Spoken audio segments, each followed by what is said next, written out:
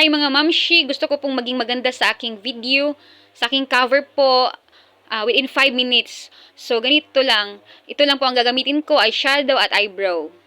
So ayan, naglagay na po ako ng eyebrow, tapos brush lang, ganyan.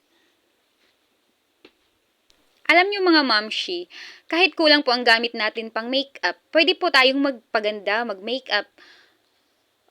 Katulad ng ginawa ko ngayon, pang eyebrow at pang eyeshadow lang itong ginagamit ko.